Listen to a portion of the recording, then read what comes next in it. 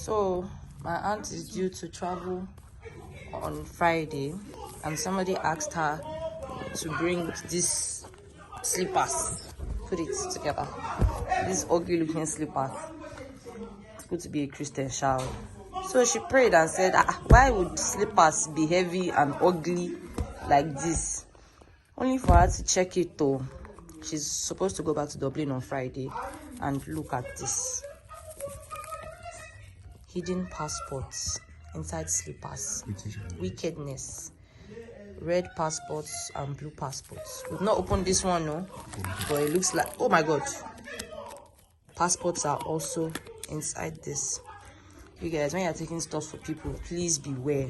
I'm not saying you should not help, but now beware.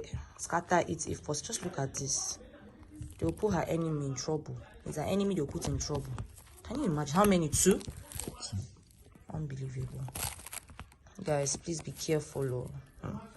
Please be careful. Just look at this. Just look at this. Just look at this. Unbelievable.